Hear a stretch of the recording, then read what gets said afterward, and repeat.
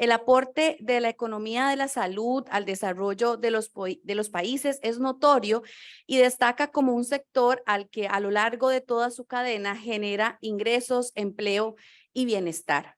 Sin embargo, la experiencia internacional indica que un aumento de los recursos no necesariamente conduce a un mejor sistema de salud.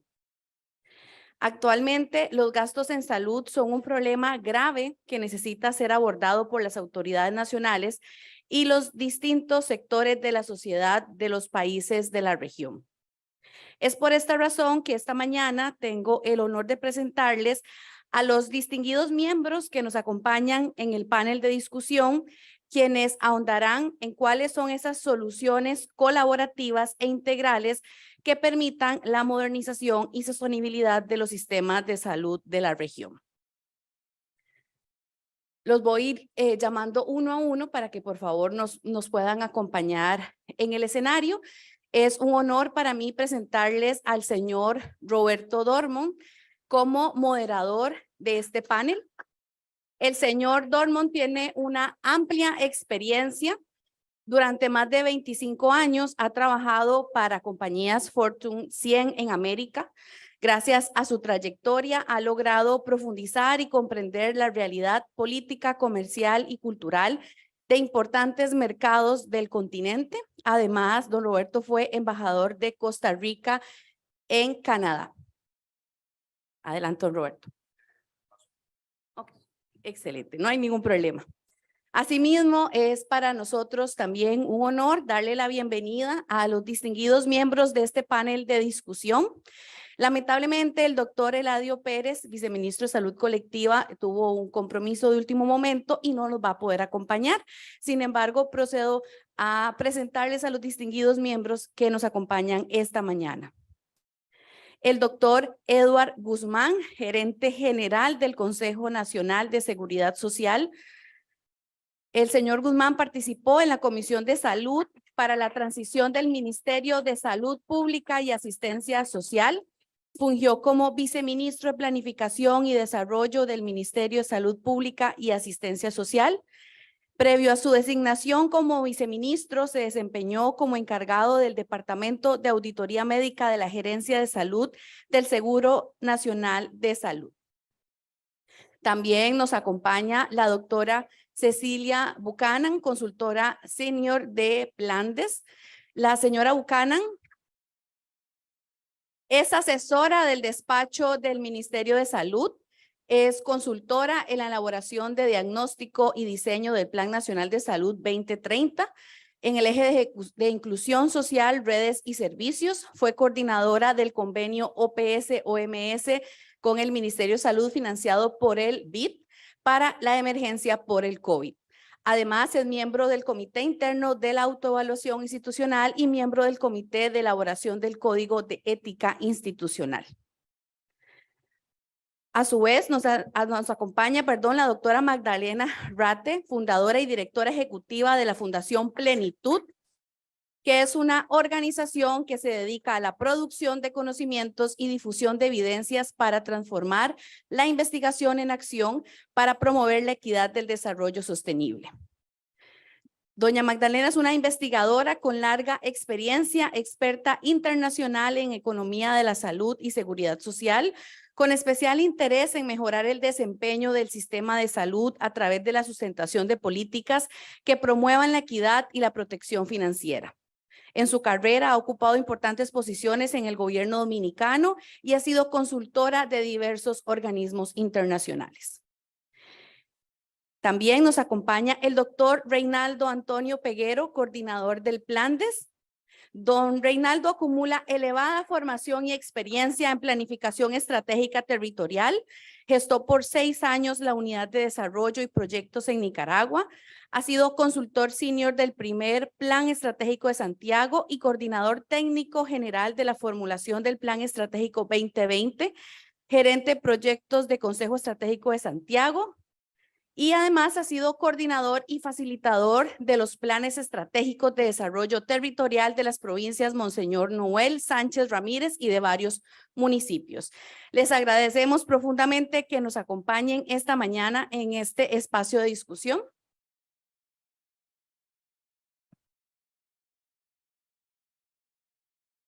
Este espacio nos permitirá conocer la perspectiva en la economía de la salud y la gestión presupuestaria desde diferentes ópticas del sector.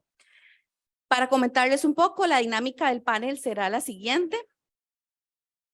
Don Roberto les formulará un par de preguntas a cada uno de los panelistas y tendrán la oportunidad de cerrar con algunas de las conclusiones más importantes que ustedes consideren. Cada uno tiene en promedio un espacio de 2 minutos para responder las preguntas que le formule el señor Dormon. Adelante, don Roberto.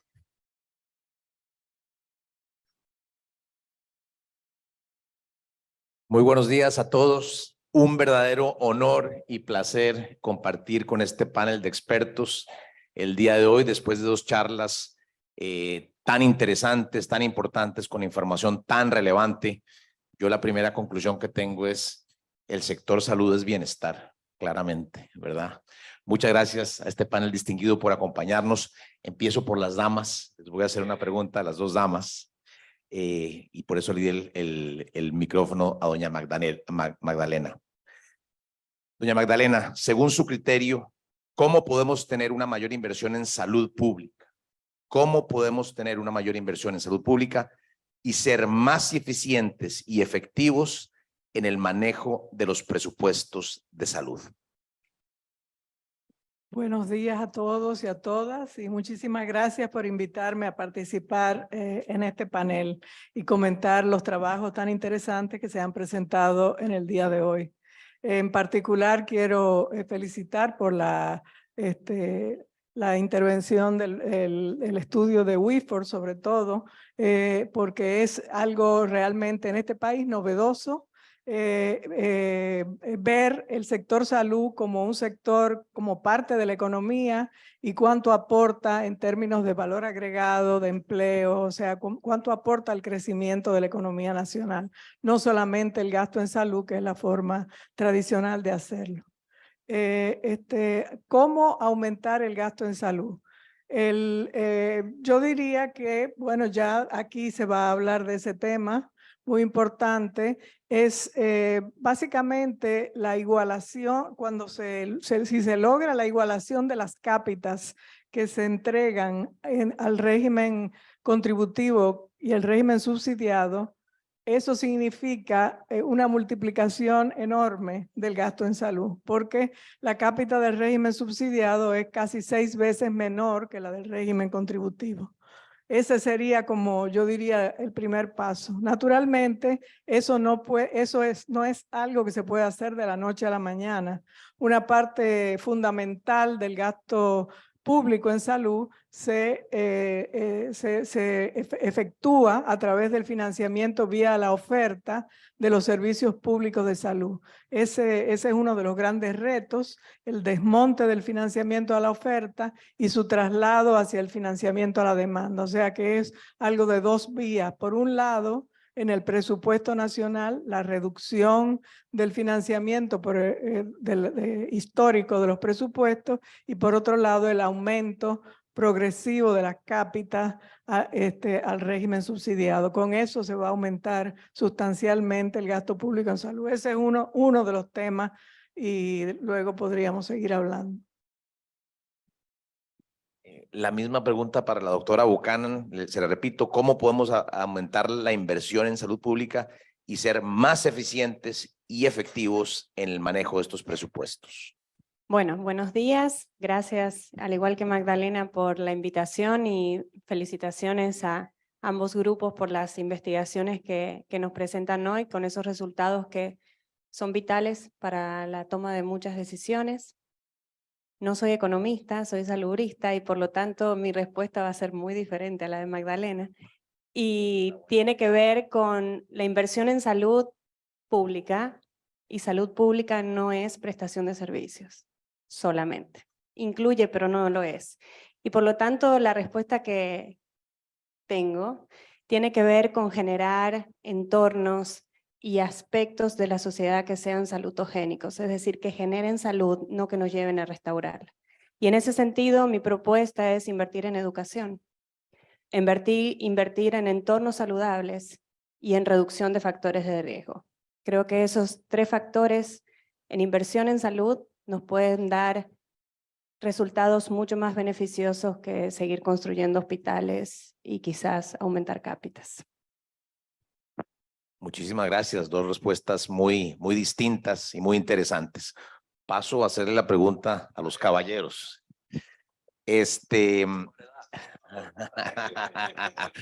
Estoy seguro que las dos respuestas van a ser también igual de interesantes que las anteriores.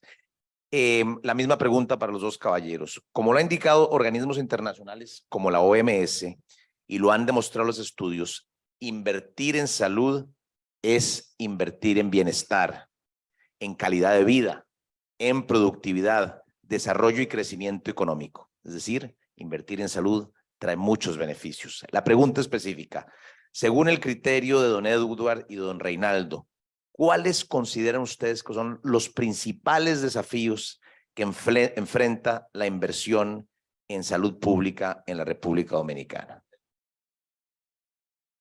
Gracias, doctor. Le debo corresponder a usted.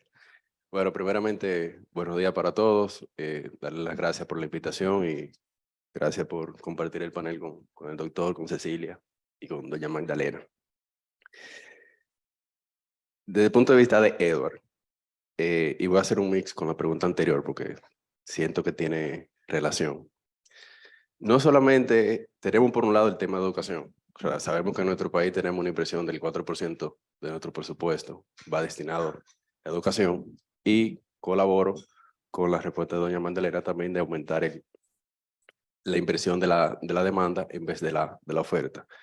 Y para poner un poquito en contexto, nosotros en República Dominicana gastamos alrededor del 6% del PIB, pero ese gasto tiene financiamiento cruzado. Cuando digo financiamiento cruzado, digo, tenemos el gasto de bolsillo, naturalmente, como lo conocemos, pero también tenemos el financiamiento cruzado de la oferta y la demanda. Por un lado tenemos la inversión que hace el Estado a través del Ministerio de Salud Pública y su transferencia que la hace a través de las diferentes instituciones, en este caso fundamentalmente el Servicio Nacional de Salud, donde la transferencia del Servicio Nacional de Salud, estamos hablando que el 70% es para el pago de mano de obra, en este caso pago de médico.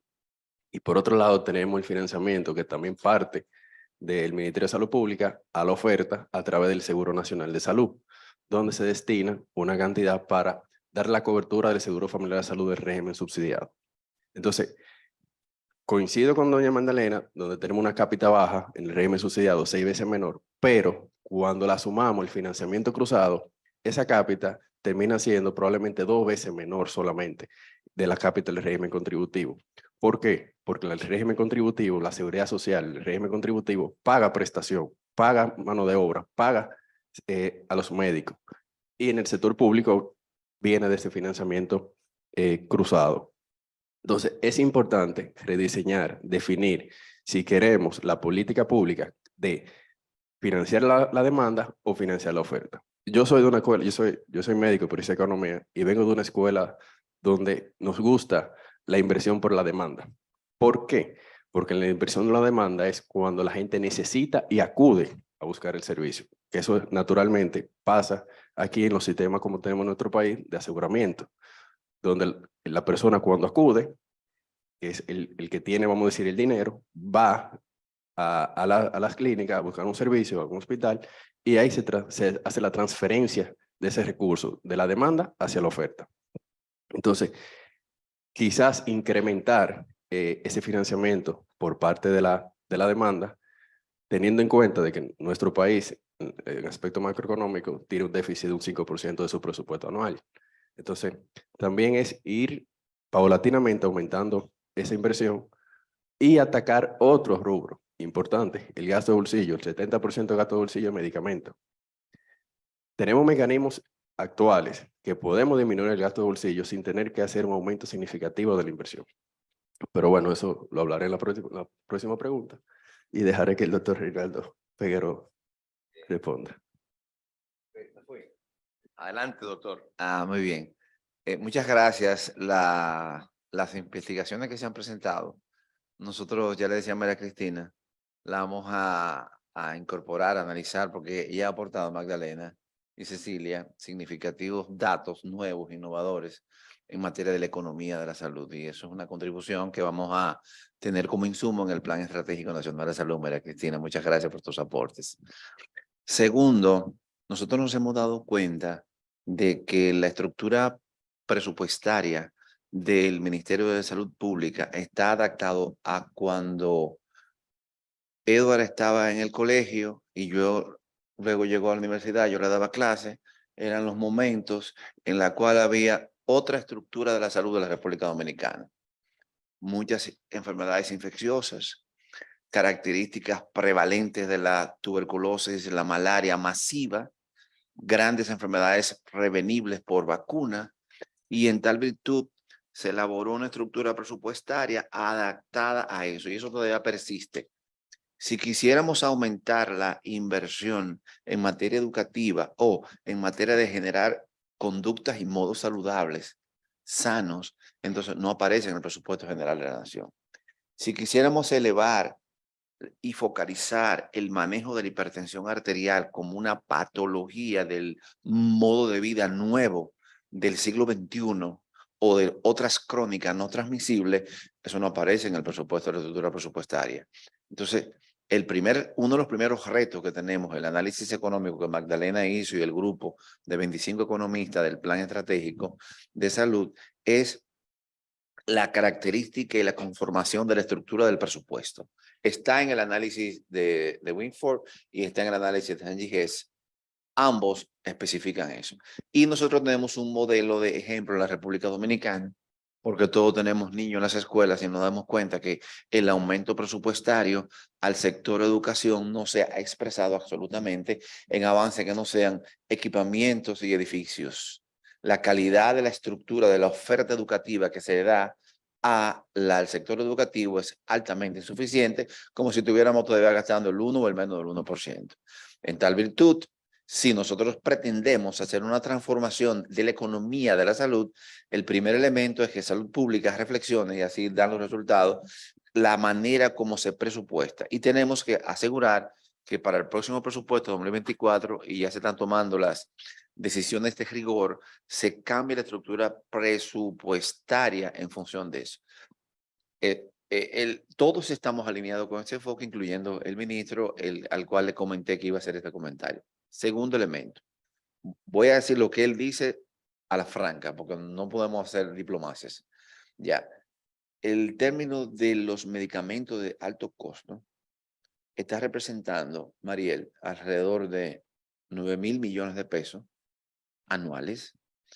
Esa carga presupuestaria le corresponde a Salud Pública. Existe una figura en la estructura del Sistema Dominicano de Seguridad Social que privilegió, caracterizó y etiquetó la asignación de un cápita para atender las enfermedades de esa magnitud y carácter. La respuesta es no.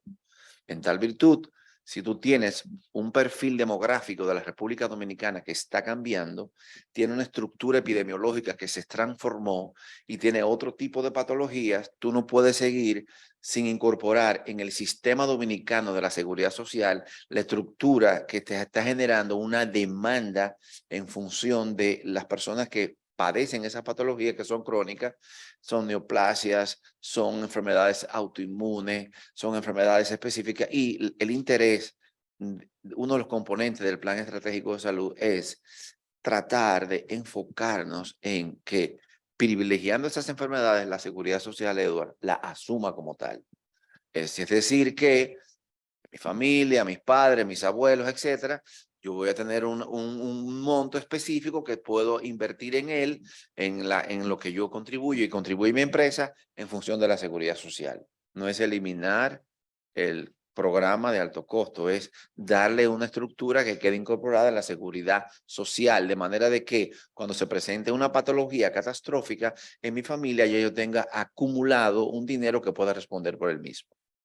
Tercero, está el aspecto que Cecilia señalaba muy bien. Invertir en salud no es invertir en la oferta. Si tú le preguntas a todos los sindicatos de médicos, enfermeras de la República Dominicana, ¿qué es lo que le interesa? Cómprame equipo y elévame el salario. Así son todas las huelgas. Incluso cuando yo estaba haciendo la maestría en Centroamérica, andado con la ministra de Costa Rica, porque ha habido mucho tiempo en Costa Rica, ha habido en Costa Rica ministro, y los directores de hospitales se hacen expertos en estructura. Tú vas y lo visitas en Costa Rica, en Nicaragua, y le preguntas en Centroamérica, ¿cómo está la salud de tu comunidad? Ellos comienzan a hablarte de las puertas del hospital, el equipo, etcétera. Háblame de la mortalidad, los niños, ¿qué está pasando con la gente? No lo saben. En consecuencia, si uno va a reestructurar una dinámica y comienza a apostar, a mejorar el financiamiento de lo que nosotros le ofrecemos, eso va a terminar en un salario para evitar una huelga médica y comprar todos los equipos del mundo. Y el doctor Rivera descubrió, y él lo dijo público, ya lo voy a decir público, que hay alrededor de 1.500 millones de pesos en un hospital de aquí de la capital. Nosotros somos de Santiago, de un campo. O sea, la segunda ciudad de aquí. Pero un hospital de aquí de la capital, que es el Eduardo Aybar, hay acumulado todas las incubadoras que hacen falta para hacer una intervención de impacto y efectividad de los relacionados con la mortalidad neonatal. Y esa inversión se hizo ahí, se hizo de llave en mano, y la característica, la estructura y el abordaje de ese manejo financiero no está ahí todavía abordado, y hay que buscar alrededor de 7.000 millones de pesos, Doris, para que se pueda sacar eso de ahí. Tú lo sabes de manera directa, ese tema, te identifiqué. Entonces, quiere decir que nosotros, cuando nos sentamos en la mesa a hacer el Plan Estratégico Nacional de Salud, cuando hicimos eso, pensamos esos aspectos, porque eso que dice Magdalena está brillante. Hacer homólogo, lo relativo del seguro familiar de salud, lo del contributivo, régimen subsidiado, y homogeneizar la cápita, y en función de eso, eso va a coger un proceso que va a terminar en el Consejo de Seguridad Social. Tenemos que pensar en el elemento de impacto. Cuando comenzamos a estudiar estos temas, entonces presupuestarios, otro elemento importante que hay que añadir es la capacidad que ha acumulado la República Dominicana en la masa crítica de expertos que manejan estos temas de economía de la salud, María Cristina. Es decir, que en República Dominicana anteriormente tú le preguntabas a los directores o a los gerentes aspectos de la economía de la salud y estaban en Belén con los pastores. O Doris le preguntaba, ¿qué está ahí, Doris Pantaleón? No sabían cuánto era que se invertía, cuál es la dinámica financiera. Ahora tú estás teniendo una masa crítica de eso. Elevar la capacidad de la masa crítica de intelectuales que están al frente del sector es un elemento importante. Mejorar todo lo relativo al manejo en la seguridad social del alto costo, de la enfermedad de alto costo.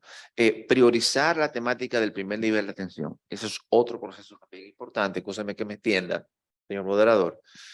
¿Cuándo apareció la seguridad social en Chile, Argentina y los países del Cono Sur? Inicio del siglo XX.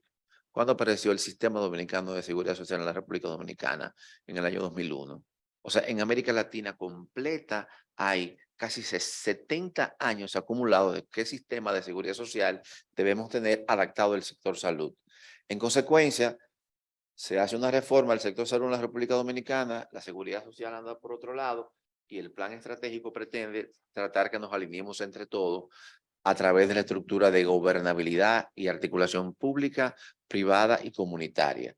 Si la gente no participa en el hospital, o la gente también, los médicos, en la maestría que yo soy profesor de la Católica de aquí, de Santo Domingo, yo doy estas clases, y cuando asistí a las cuotas de recuperación, los doctores dirigentes de los hospitales indicaban que utilizaban la cuota de recuperación, y salió pregunta de examen, para invertir en sus jipetas y en sus equipos.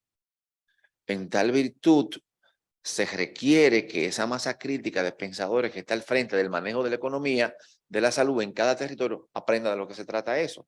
Entonces, son muchos elementos que nosotros hemos llamado quick win. O sea, en lo que se dan los cambios en la estructura de seguridad social que decía Magdalena y Edward, hay espacios específicos para lograr victorias rápidas en materia de economía de la salud, señor moderador. Muchas gracias, doctor. Muchas gracias a los panelistas por estas interesantes respuestas. Vamos a una pregunta general para los 4 panelistas. Volvemos a arrancar con doña Magdalena. ¿Cuáles son las 3 oportunidades, de acuerdo a lo que hemos conversado, doña Magdalena? ¿Cuáles son las 3 oportunidades de mejora prioritarias para fortalecer el sistema de salud de República Dominicana? Bueno, yo, en mi opinión, sin la menor duda, yo creo que la principal oportunidad es finalmente implementar la atención primaria en salud. O sea, no solamente atención primaria en todo su sentido, como dijo Cecilia, no solamente la parte de servicios, sino también la parte de las comunidades y de los municipios saludables. Pero en lo que se refiere a los servicios, implementar el primer nivel como puerta de entrada, pero no mejorar una UNAP, ni ponerle, ni mejorar su infraestructura y ponerle unos cuantos recursos humanos ahí. No, eso no es. Es un primer nivel de atención con capacidad resolutiva que sea capaz de resolver el 70 o el 80% de los problemas de salud de la población. Eso significa una transformación total de la provisión de servicios, tanto a nivel público como privado. Un tema que quisiera destacar es que generalmente cuando se hacen análisis del gasto o la inversión en salud, en el caso de la República Dominicana, se piensa solamente en el presupuesto público. Y eso es, en el caso dominicano, eso es falso. Mucho más se gasta a través de la seguridad social que lo que se gasta a través del Servicio Nacional de Salud, financiando los hospitales. O sea que cuando hablamos de administración financiera, no nos podemos referir solamente a DIGEPRES y a lo que va vía la oferta, como dijimos, sino que ya gastamos más a través de la seguridad social. Entonces, otro importante, bueno, y decir que la mitad de la población está en el régimen contributivo y asiste a proveedores privados. Entonces, no basta con, hay una propuesta de CISALRIL en el Consejo de Seguridad Social que incluye una serie de prestaciones de primer nivel de atención costeada y que necesita ser aprobada. Como bien dijo el doctor Guzmán en otro panel que participamos, esto no es una decisión solo del gobierno, también es una decisión de todos los demás sectores que participan en dicho consejo. Pero no va, yo creo que habría que aprobarla ya. Eso no significa que se va a implementar ya, porque es un proceso y es un largo proceso. O sea, una vez se apruebe, ahí vendrá todo un proceso de negociación con el SENASA, con el Servicio Nacional de Salud, con las ARS, con los prestadores privados, sobre cómo se va a realizar, cómo va a funcionar, etcétera. Eso creo que será un proceso, pero si se comienza, hay que empezar por algún lugar y para mí esa sería la transformación fundamental dentro o sea, el paso principal. Asociado con esto viene el tema de la digitalización, que es también parte del mismo proceso. No es posible realmente implementar la atención primaria sin una verdadera digitalización y sin un expediente electrónico que permita reducir ineficiencias, duplicidades, etcétera. Y además ver cómo va el paciente en los diferentes proveedores, en las diferentes fases del sistema de salud. Sin ese expediente digital, pues no será posible implementarla realmente. De hecho, siempre se habla de referencia y contrarreferencia, pero eso es un enunciado. O sea, en la práctica no funciona realmente. Y el tercer aspecto, que también está incluido en el primero, o parcialmente incluido en el primero, es adoptar políticas importantes sobre el tema de los medicamentos. Está por un lado los medicamentos esenciales, ¿verdad? Que como hemos visto son los medicamentos, sobre todo los cardiovasculares, la diabetes y eso representan la mayor parte del gasto de bolsillo. En la propuesta esta que reposa en el Consejo se propone entregar sin costo los medicamentos esenciales del primer nivel de atención. O sea que eso de por sí mejoraría sustancialmente la protección financiera de la población y bajaría el gasto de bolsillo. Pero hay muchas otras medidas que se podrían adoptar y que se debería pensar. Aquí hay, por cierto, de paso, no quiero meterme en cuestiones metodológicas, pero sí, la estimación de gasto de bolsillo que se hace en base a las encuestas es muy pobre. Realmente no es lo que más se recomienda y la Organización Mundial de la Salud no recomienda que se estime solamente de ese modo. Y algo que falta y que siempre se recomienda que se utilice para triangular estos datos es justamente el gasto en medicamentos. Aquí no hay estudios sobre, por ejemplo, las ventas al por menor de medicamentos y cómo lo paga la población que los compra y cuáles medicamentos y las diferencias de precio, que se habla que hay diferencias astronómicas entre farmacia y farmacia. Entonces, ese tipo de estudios, por ejemplo, se necesitan. Y luego establecer políticas como las de precios de referencia, información pública sobre precios de los medicamentos, temas ya para fines del alto costo de las metodologías innovadoras de compra de medicamentos, las compras a gran escala, en fin, todo eso es un campo muy amplio en el que se necesitan políticas públicas. Muchas gracias. Doctor Guzmán, le recuerdo cuáles son las 3 oportunidades para mejorar y fortalecer el sistema de salud de República Dominicana. Si yo tuviera mi celular y diera retweet a lo que dijo doña Magdalena, porque coincido los 3 puntos. Atención primaria, digitalización y medicamentos. Y con el tema de medicamentos, como decía el doctor Reinaldo, podemos tener acciones rápidas, inmediatas, sin esperar largo proceso de reformas o largo proceso de modificación de ley. Y con el tema de medicamentos voy a hablar ambulatorio y medicamento de alto costo. Con el tema de medicamento ambulatorio, hay un tema fundamental que es estructural de ley. La ley 8701 menciona que la cobertura de medicamentos ambulatorios está atado, primero, al listado de medicamentos esenciales aprobado por el Ministerio de Salud Pública, que debe ser revisado cada 2 años. Tiene un largo tiempo que no se revisa, pero sé que está en proceso de revisión actualmente. Y segundo, está atado a que es 70% a cargo de la Seguridad Social y el 30% a cargo del afiliado. De ley, no de reglamento ni normativa, eso está en la ley. Pero con una condicionante, un agregado a precio de mercado. Eso lo dice la ley. No lo dice un reglamento ni normativa que se pudiera modificar, lo dice la ley. ¿Qué hace eso? Y automáticamente, y nosotros que tenemos un modelo de prescripción de medicamentos muy abierto, donde el 85% de las recetas médicas de nuestro país se hacen con nombre comercial y no con la molécula, de una forma u otra estamos dirigiendo la manera en que se compran o se venden, se dispensan los medicamentos en nuestro país. Entonces, obviamente que el 70% del gasto de bolsillo de nuestro país siempre va a estar atado de medicamentos, porque tenemos quizás un problema estructural de ley.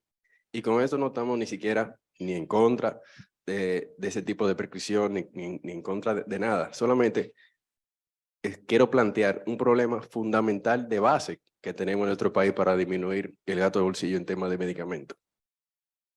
¿Qué se está haciendo en ese sentido? Bueno, en lo que se mira la modificación de la ley 8701, mientras se mira la modificación de la ley 4201, también el Consejo apoderó a la superintendencia de hacer un estudio para poder incluir precios de referencia, comenzando con hipertensión y diabetes. Tampoco vamos a comenzar de lo más complejo, vamos a ir creando los pasos. ¿Qué quiere decir precio de referencia? Bueno, la Seguridad Social, al margen de la política de medicamentos que pueda tener el Ministerio de Salud Pública, la Seguridad Social puede poner precios de referencia. Y ya sería una decisión del afiliado si quiere comprar el medicamento por encima de un precio de referencia o por debajo de ese precio de referencia. Si lo compra por debajo, si elige por debajo del precio de referencia, estará a cargo totalmente de la Seguridad Social. Si lo elige por encima del precio de referencia, bueno, el afiliado tendrá que incurrir en un gasto por decisión propia. pero es una manera que puede impactar inmediatamente el gasto de bolsillo en el tema de medicamentos. Y obviamente aumentar la cobertura de los 8,000 pesos, aumentarla para que pueda tener mayor amplitud el afiliado. Por el otro lado, por el tema de alto costo, tenemos que recordar que la seguridad social, la cobertura en la seguridad social, es una caja vacía que nosotros llenamos, pero una caja vacía que tiene su límite. Tiene un límite poblacional, tiene un límite demográfico y tiene un límite presupuestario. Hoy en día, como decía doña Magdalena, no solamente hablamos de financiamiento público por lo que hace el Estado a través del Ministerio de Salud Pública, también tenemos la seguridad social. La seguridad social tiene tope, los recursos no son infinitos. El año pasado, la dispersión total, ese tope fueron 85,000 millones de pesos, ni más ni menos. Eso fue lo que dispersó la seguridad social. Dentro de lo que dispersa la seguridad social, vemos en dónde se va ese dinero. ¿Y a dónde se va ese dinero? Bueno, se va a los médicos, se va a las clínicas, se va a la farmacéutica, se va en materiales de autosíntesis, se va en el porcentaje que todos conocemos de ley del 10% de gasto administrativo para el Ministerio de Riesgo de Salud. Entonces también hay un tema financiero del por qué. Sí, todos quisiéramos que todos los medicamentos de alto costo fueran incluidos en la seguridad social, todo para el beneficio de todos. Pero es un proceso que coincido que la mayoría de los medicamentos de alto costo deben de pasar a la seguridad social, pero un proceso paulatino y progresivo, porque la cuenta de cuidado de la salud, que es donde se sostiene el sistema, tiene recursos finitos. Hoy en día esa cuenta puede andar en 4.800 millones de pesos, pero de ahí que se toma el dinero para aumentar cobertura, para aumentar los medicamentos ambulatorios, para aumentar los honorarios médicos, para aumentar los honorarios de la clínica. Entonces, es un trabajo en consenso, progresivo, paulatino, que hay que hacer para ir poco a poco desmontando, no eliminar el programa de alto costo, sino desmontando e incluir esos medicamentos dentro de la cobertura de la seguridad social. Y con el tema de digitalización, yo siempre he pensado y he dicho, en República Dominicana solo público tenemos 190 prestadores. En el sector privado tenemos 4 veces más que el sector público. Independientemente de la capacidad que tenga cada centro de tener su propia digitalización, en este caso su propio récord electrónico, tiene que haber un centro matriz. ¿Apoderado de quién? De salud pública, que es que rige la política pública en nuestro país. Salud pública tiene que tener el conocimiento total epidemiológico de nuestro país. Independientemente de que todos los prestadores puedan tener un expediente, el que quiera, porque también habría que regular los tipos de expedientes electrónicos que pueden haber en el mercado. Pero una fuente matriz donde salud pública tenga toda la información de lo que pasa en todos los centros de nuestro país, desde los análisis de laboratorio, desde cantidad de cirugía, desde la dispensación de medicamentos. Y creo que es la ruta que dentro del plan se quiere seguir, donde como política pública, salud pública pueda tener información independientemente de los diferentes récords electrónicos que pueda tener cada uno de los prestadores independientes. Y el otro tema, eficientizar el gasto. Le voy a hacer un breve resumen. Cuando comenzó la seguridad social, se autorizaban por cada afiliado, se autorizaban 4 procedimientos.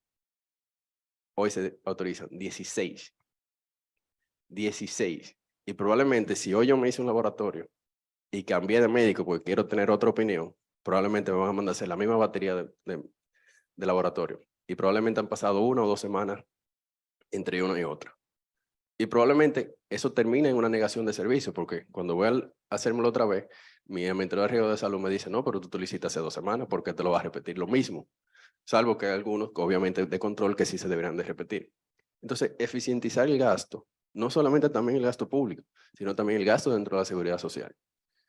Y eso es algo que tenemos que trabajar fuertemente, no solamente como política de gobierno, política de todos los involucrados, prestadores, Ministerio de Riesgo de Salud, y nosotros que somos los pacientes, en este caso, afiliados dentro de la seguridad social, pero pacientes para todo el sistema de salud. Bueno, confieso que hubiese hecho las preguntas en otro orden, porque me parece importante que primero determinemos las oportunidades y en base a eso hablemos de la inversión que tenemos que hacer con los retos asociados. Hago un retweet del Magdalena, pero solamente de 2 de los aspectos. Agregaría un tercero, y para mí el más importante y vital, que es el tema de fortalecer la rectoría del sector. Primero que nada, antes de hablar de economía, antes de hablar de primer nivel, antes de hablar de todo eso, hablaría de fortalecer la rectoría del ente que marca el norte, determina las políticas del sector salud. Porque sin esa rectoría fortalecida, todos los demás se va debilitando. Ese creo que es uno de los principales componentes que tomaría y aportaría y sugeriría para fortalecer el sistema de salud en República Dominicana. En el Plan Nacional de Salud está muy bien abordado ese tema por parte de la consultora Marcela Mirabal en el eje de gobernanza, gobernabilidad y alianzas público-privadas comunitarias, porque se cree desde la visión del plan que esos 3 componentes tienen que estar bien fortalecidos y aliados para lograr un mejor sistema de salud. El segundo componente, definitivamente el primer nivel de atención fortalecido con una visión de atención primaria, donde no solamente esté un primer nivel robustecido en todos los sentidos, empoderado, con capacidad financiera para poder hacer su labor. El tema del recurso humano capacitado, con competencias, con una visión de vocación, de buscar salud. Que eso también viene asociado un poco, el primer nivel de atención, con el tema de qué es lo que estamos financiando. Pagamos enfermedad, pero queremos salud. Entonces, ¿cómo lo estamos haciendo y cómo un recurso humano se va a sentir motivado a trabajar en un primer nivel de atención como promotor de la salud o como médico de atención primaria, familiar y comunitario, si la retribución por esa labor que hace no es acorde quizá a sus necesidades, inclusive personales, profesionales, o un poco más equitativos con otros profesionales del sector salud también. Y dentro de este primer nivel de atención, obviamente todo el componente que dije al principio, de educación, de entornos saludables, de prevención de riesgo, y ahí voy un poco de la mano con el tema de la seguridad social. Las ARS son aseguradoras de riesgos de salud, y personalmente, Cecilia, quisiera ver que están administrando el riesgo de salud y no un riesgo financiero. Y me gustaría ver resultados de estudios de salud, que sepan quiénes son sus afiliados, de qué sufren, como dicen aquí, qué tienen, cómo se usa el dinero, qué es lo que estamos pagando, cuál es el vínculo entre diagnóstico y gasto en salud, y todo ese administración del riesgo de salud. Personalmente también, y lo digo a título personal como Cecilia, el tema de alto costo lo asociaría también por eso. Si una administradora de riesgo de salud no me demuestra que hizo todo lo posible por evitar ese cáncer, debiera asumirlo. Y cuando digo esto es, ¿cuáles son las acciones que están haciendo de detección temprana? ¿Cuáles son las acciones que están haciendo de educación a la población? ¿Cuáles son las acciones que están haciendo para promover hábitos saludables? No lo estás haciendo, entonces ahí está la consecuencia. La administradora de riesgo de salud debe administrar el riesgo de salud. Y si no lo hace, que asuma el costo. Así dicho, muy crudo. Y para eso, tiene que ir de la mano con los sistemas de información. Y quiero hacer una diferencia bien fuerte en lo que significa un sistema de información y digitalización. Digitalizar el caos no sirve. O sea, seguir poniendo información a lo loco no sirve. Que esté en la computadora digital no es suficiente. Necesitamos sistemas de información, que se piense como algo sistemático, una forma de pensar la data para poder tomar información. Si no, estamos en lo mismo. No es más computadoras y más software, es cómo pensamos la data de salud en República Dominicana para obtener información de calidad y oportuna que nos permita tomar decisiones. A nivel rectoría primero, pero todos los demás participantes y componentes del sector salud, incluida la farma, incluidos los proveedores de servicios, incluidas las ARS, incluidas las ONG, las academias. Aquí estaba el decano de INTEC sentado, lo vi hace un ratito. ¿Cómo sabemos el personal que tenemos que formar para la salud de República Dominicana para el año 2030? ¿Cómo puede la academia programar qué tipo de personal formar, con qué competencias? ¿Tenemos información para eso? La respuesta es que no. Entonces, sistema de información como una forma de pensar la data de salud en República Dominicana para toma de decisiones acertadas. Que no sea a lo loco, como decimos también aquí, sino que sea basado en evidencia.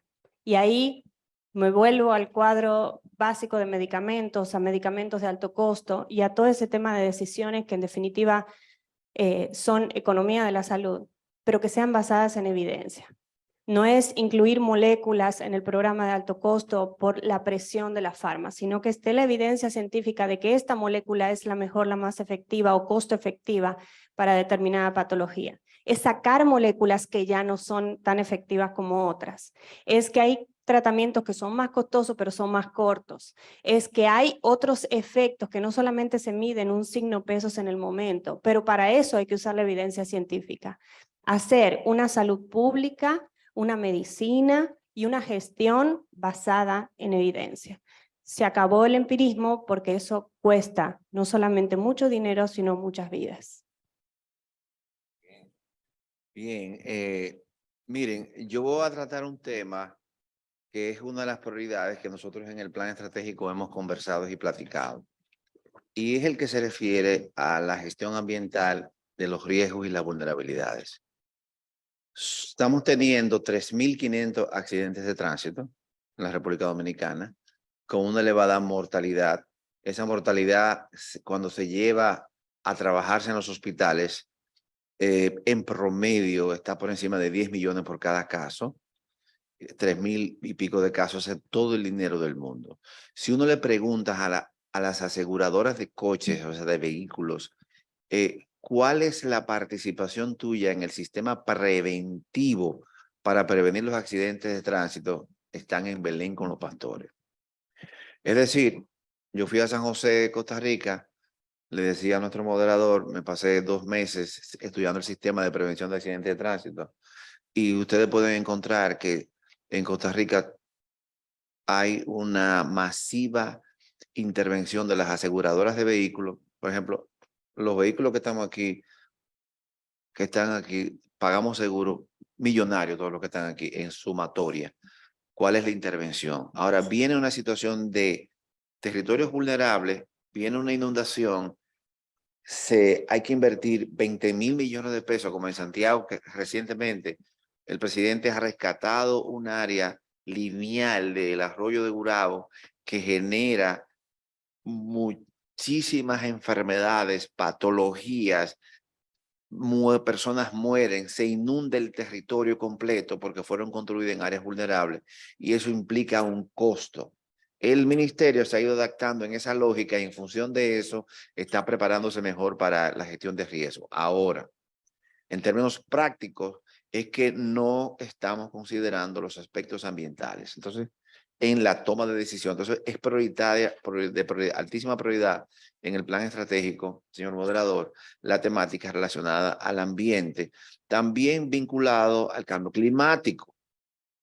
El comportamiento masivo que está teniendo la hipertensión en los adultos, que estamos pronosticando ahora medido en encuestas reciente que está en el plan de Cecilia colocó en su capítulo relacionado con la hipertensión arterial, los medicamentos que ahí se consumen están íntimamente vinculados a la característica del entorno, el consumo, el calor, el cambio climático, las olas de calor, etc. O sea, tenemos un sistema de consumo de alimentos en la República Dominicana en donde se colocan en nuestras ofertas de ingesta de alimentos muchísimos elementos de consumo que lo que hacen terminan como pacientes en las consultas de hipertensión, de diabetes, etc. O sea, un promedio de medición de la glicemia que hemos hecho en las investigaciones del plan también han impactado de manera significativa en la gran proporción de casos de diabetes. Quiere decir que, pero cuando tú vienes a ver, es una estructura de oferta y demanda de lo que uno ingiere íntimamente asociado con el estilo y el modo de vida. Bien, cuando ustedes disfrutaban los parques de aquí de Santo Domingo, los parques de Santiago, todos fueron diseñados para que la gente tuviera una vida contemplativa. Es decir, que yo me paro en un parque a ver, las estructuras de los parques en el mundo entero ha cambiado para que la gente corra, haga ejercicio, para reducir el consumo de medicamentos y tenga más conducta saludable. Es decir, que hasta el concepto, pero ¿cuánto se le paga a los alcaldes de la República Dominicana para que inviertan en salud? De cada 100 pesos, 4 pesos. ¿En qué lo invierten ellos? En salud de los contenedores y las aceras, que en última instancia termina en un presupuesto de construcción de obra física que termina con ingresos oficiosos que ingresan cuentas privadas de los constructores. Es decir, la toma de decisiones en materia ambiental no se ha tomado, no se le ha dado carácter, ingeniera Raté, no se le ha dado carácter en la República Dominicana para que se convierta en un componente del sector salud. Segunda iniciativa importante que va a aparecer en el plan es que el presidente Abinader decidió orientar y pedirle al Ministerio de Salud Pública un levantamiento actualizado del primer nivel de atención. Y el Ministerio de Salud Pública, a cargo de Mariel Meléndez, que está aquí presente, y el viceministro Rodríguez Viña, se han concentrado en ese levantamiento detallado. Recursos humanos. El doctor Rivera y yo estudiamos juntos recursos humanos y promotores de salud. ¿Cuántos son? ¿Dónde están ubicados? ¿Qué ejecutan? ¿Cuáles son los medicamentos? La cartera de medicamentos que tienen las unidades. ¿Cuál es la dinámica de eso? La República Dominicana, el doctor Rivera y yo estudiamos juntos en la Pontificia y hay promotoras que nosotros logramos que los gobiernos de anterior, hace 10 años y 15 años, designaran. Ya viven en New York y están cobrando en salud pública. Desde que se enteraron que me han designado a doctor Rivera, me dijo, Reinaldo, los chelitos míos que yo se los doy de promotora, se los doy a una prima. Todos los promotores de la República Dominicana están dispersos. Uno va a Indonesia, va a Costa Rica, va a San Juan de la ciudad de Costa Rica y encuentra un sistema de promoción en salud masivo, organizado, estructurado. Entonces, hicimos el levantamiento y va a haber una significativa inversión en el primer nivel de atención. Que ahí... Y otra cosa es la atención primaria, o sea, el ejercicio propiamente dicha de la prevención primaria, prevención secundaria y prevención terciaria. Pero el primer nivel de atención hay que revolucionarlo de arriba a abajo, con una dinámica diferente y con una oferta de estructura de servicio que privilegie las conductas saludables y no el consumo. O equipar, o invertir en infraestructura física. Entonces, ese es un elemento de altísima prioridad. El tercero, y ahí concluyo, es el tema de la gobernabilidad. Nosotros nos quedamos asombrados, y yo no conocía tantas provincias como conocimos ahora con el plan de la República Dominicana, que una gobernadora de una de las provincias fronterizas tenga que llamar al director del Servicio Regional de Salud de ese territorio para que los directores provinciales ejecuten el proceso de rectoría y supervisión e inspección del territorio. Es decir que si yo soy director provincial de un territorio, o sea, tengo la autoridad de la salud pública del territorio, como separamos funciones y un área la ejecuta el Servicio Nacional de Salud, el director tiene que pedirle permiso al director del Servicio Regional de Salud para ser supervisado y evaluado. Si usted está en el servicio, ejecute el servicio y yo lo voy a rectoriar, lo voy a evaluar, lo voy a inspeccionar. La gobernadora tiene que llamar al incumbente, al príncipe, para que el príncipe dé el permiso, para que el director provincial tenga que supervisar el proceso. Eso lo vamos a transformar de arriba abajo. O sea, el ejercicio de la rectoría es supervisión, inspección, seguimiento y monitoreo de las cosas. A los dominicanos no les gustan que lo supervisen. La primera vez que yo vine con todo mi título, bien graduado, profesor de la Pontificia, a supervisar Magdalena, el director provincial, ya se murió, el director provincial de Puerto Plata, el tipo me dijo, muchacho, usted me vino a supervisar y ya me da una vuelta, se paró del asiento, era un hombre más alto que yo, y se sacó una 45 y lo puse en el escritorio. ¿Qué es lo que usted me va a supervisar, mi muchacho? Entonces, el dominicano no le gusta que lo inspeccionen, que lo supervisen y que lo eduquen en el proceso. El sector privado lo hace. Yo puedo tener una empresa que yo no supervise lo que se produzca, se ejecute y se oferte al cliente. No pasa. Entonces, en lo que nos ocupa, la capacidad de rectoría es mejorar el ejercicio de la supervisión, el ejercicio de la inspección, porque pase lo que pase, se murió un niño, se murió 2 niños, 3 niños, 4, 30 niños, fallece en un hospital, enséñeme el total de inspecciones que usted hizo. ¿Qué? El tipo estaba viendo equipamiento de los hospitales, medicamentos que hay, pero ¿cuántas supervisiones usted hizo? ¿Qué midió? Acompañé al ministro de Costa Rica. La primera pregunta cuando se muere un niño en una auditoría o una persona que no debe morirse es ¿qué fue el procedimiento que se ejecutó en ese territorio? ¿Usted cumplió la norma? Entonces, ese proceso hay que revolucionar en la República Dominicana.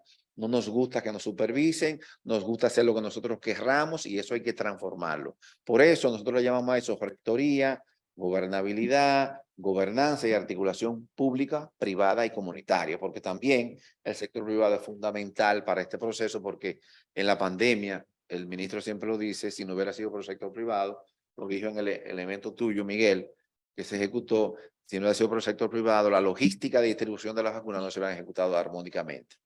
Es decir, que uno tiene que articular al sector privado, pero cuando nosotros lo dijimos aquí, comenzaron a decir los comisionados, no lo de la Comisión de Magdalena de Economía, sino lo de Cecilia, como el sector privado. Sí, el sector privado tiene mucho que aportar en estos procesos y la comunidad también. Por lo tanto, estamos en ese proceso, gobernabilidad, pero con articulación pública, privada y comunitaria, supervisión e inspección del ejercicio de los médicos. Muchas gracias, doctor Peguero. Para terminar, le dejo el micrófono.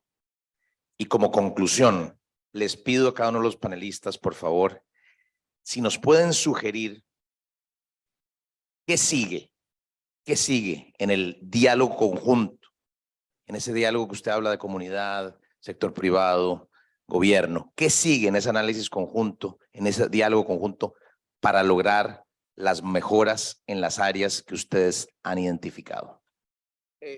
Aquí hemos hecho 4 millones de planes en República Dominicana y yo soy el director del Plan Estratégico de Santiago.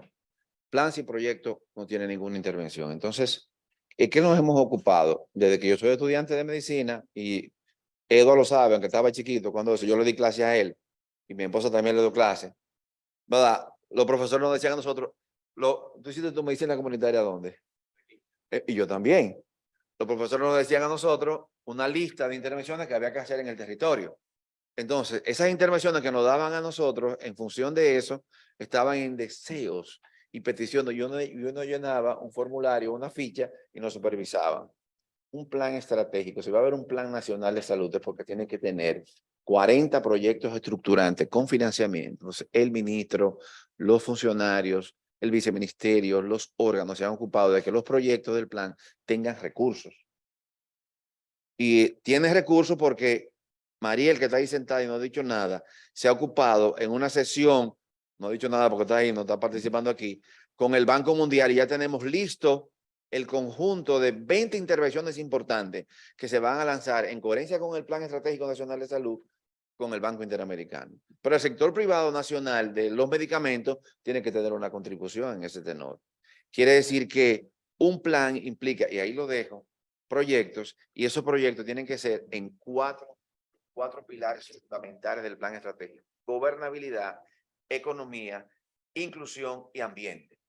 Los 4 tienen que tener proyectos en ese tenor, y el plan que se presente a la nación probablemente en julio, estamos haciendo todo el esfuerzo que se haga en julio, va a tener esos proyectos. Cada proyecto va a tener actores estratégicos involucrables.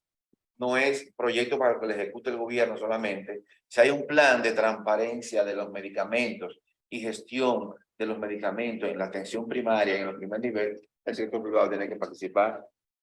Entonces, quiere decir que ese Plan Estratégico Nacional de Salud al 2030 tiene que llenar la esperanza nacional sobre la base de proyectos de impacto con ganancias rápidas, inmediatas, para avanzar y ir resolviendo pequeños problemas para irle dando frente a los grandes problemas. Esa es la lógica que tenemos en lo que es la planificación.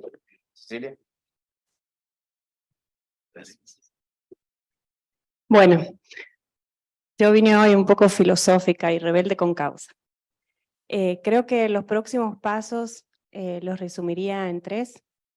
El primero, y reuniendo varias de las cosas que mencionaron, entre las cuales está que te pongan una pistola ahí arriba, etcétera, es que creo que tiene que haber una cierta revolución ética en cómo hacemos las cosas en el sector salud, desde el que recibe al paciente hasta el principal tomador de decisiones en todos los sentidos.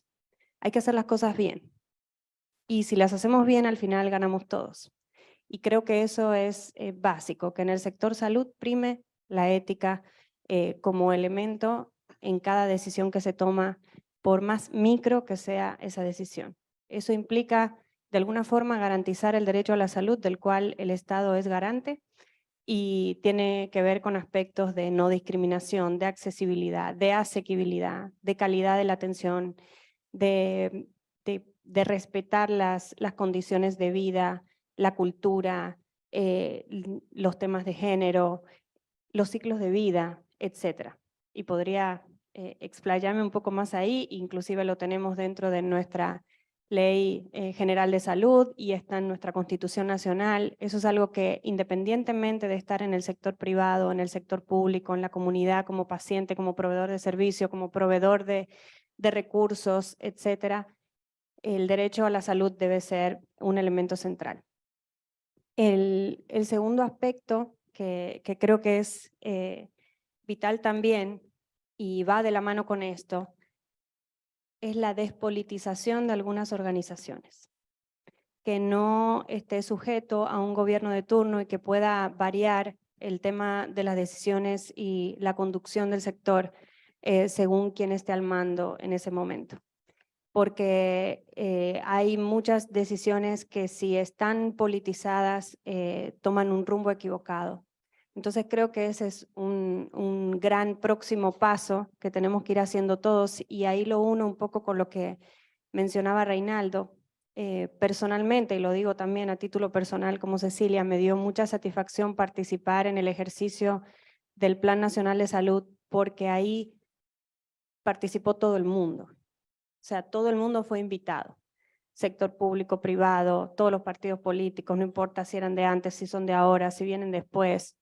Todo el mundo tuvo una silla en esa mesa. Y eso nos hizo poder definir un diagnóstico objetivo de lo que está pasando en República Dominicana en los diferentes aspectos, sin señalar culpables ni nada de esto, sino esta es nuestra realidad, y si no la vemos así, cruda, no la podemos cambiar. Entonces, creo que seguir la ruta que se está marcando en el plan nos va a garantizar que vamos hacia un objetivo, hacia un norte, hacia una visión salud de República Dominicana que fue elaborada y participativa y consensuada por muchos actores del sector salud. Y que independientemente de quién esté o quién deje de estar, esa fue la visión que diseñamos entre todos y que es en pro de beneficiar a toda la población. Un sistema de salud donde no ganemos todos no funciona. Entonces creo que ese debe ser nuestro próximo paso, saber que aquí el ganar no es opción, es obligatorio. Yo siempre me acordaba de algo que me decía un profesor argentino cuando estaba haciendo la maestría. Decía, toda estrategia que nos comíamos en la cena, la cultura, el desayuno se acababa. ¿Qué quiere decir eso? Y eso en parte lo que decía Cecilia y el doctor Reinaldo. ¿Por qué los planes piloto en República Dominicana realmente a veces no funcionan? Porque culturalmente no permite que funcionen. Porque los que cambian el turno quieren modificar lo que él hizo anterior. Porque no todos vamos a remar en el mismo camino. Entonces eso es fundamental. Si estamos hablando de una estrategia, si estamos hablando de un plan y decidimos como país, entre todos los sectores, que ese es el camino que vamos a tomar, caramba, vamos a empujar todo por ese camino. Y que a mitad de ese camino no pueda venir, y que sea fortaleza institucional, que no pueda venir nadie, ni nada que pueda desviarnos de ese camino. Y eso históricamente ha pasado en República Dominicana. Ha pasado con la atención primaria, con más de 5 planes pilotos. Pasó con el plan que no se pudo terminar en el pasado. Por suerte estamos haciendo uno con más consenso. Y que si logramos el consenso, no lo desbaratemos atrás. O sea, vámonos por esa vía. Estemos o no estemos todos de acuerdo, pero si hay un consenso, y por eso se usa la palabra consenso. Hay personas que no van a estar de acuerdo y hay personas que van a estar de acuerdo. Pero vamos todos por ese camino. Si hay una política definida, si hay una política pública definida, si hay una política de país que queremos en materia de salud y está consensuada, vámonos todos por ese camino. Que la estrategia no sea comida por la cultura en el desayuno. Ese es, creo que es fundamental para eso. Argentina, frase. Sí, un colega de Cecilia. Y creo que ese es el pilar fundamental de todo eso. Si elegimos un camino, a mitad de camino no nos desviemos hasta no cumplir la meta. Una breve introducción para darle la bienvenida al viceministro Eladio Pérez. Muchas gracias por acompañarnos. Muchas gracias. Bueno, yo creo que aquí se ha dicho todo. Es muy poco lo que pudiera añadir. Yo tengo esperanzas en ese plan de 2030 porque yo participé en otras ocasiones en diferentes papeles, pero aquellos otros planes se quedaban todos en una gaveta. No solamente no se consultaban, sino simplemente que no se ejecutaban. Entonces, el hecho de que la insistencia que tiene Reinaldo sobre el tema de los proyectos estructurantes y la inclusión en los presupuestos, yo creo que eso es clave. Que, lo que se quiera, lo que se dispone que se va a hacer esté incluido y ojalá en el presupuesto del 2024. Entonces, entre esas cosas está el fortalecimiento de la rectoría, como dijo Cecilia, estoy de acuerdo con ella. Y creo que eso tiene que estar en el presupuesto también. O sea, algo que siempre he pensado es que la rectoría... parte del problema del Ministerio de Salud Pública es que todo el dinero teóricamente se le asigna, pero prácticamente nada, salvo el programa de alto costo, lo ejecuta. Entonces, porque no tiene los recursos suficientes para ejecutar adecuadamente su función de rectoría. Entonces, ese es un punto que debe ser incluido entre los proyectos estructurantes. Sobre todo, uno de los temas de la rectoría es la inteligencia sanitaria y es la producción de datos. Y como yo soy investigadora y tengo mi sesgo por ahí, justamente siempre veo que aquí las decisiones, la mayoría de las decisiones se toman sin la suficiente información, sin información adecuada.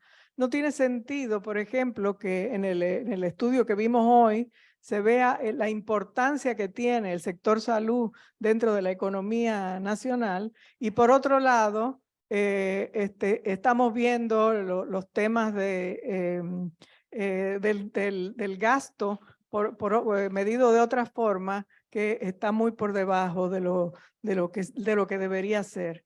Entonces yo creo que ahí hay problemas metodológicos, hay problemas de falta de información adecuada y como eso en todas las decisiones que se toman se hacen sin los estudios necesarios. O sea que la producción de datos y las tomas de decisiones basadas en la evidencia para mí es clave. En fin, con eso. Muchas gracias a los panelistas.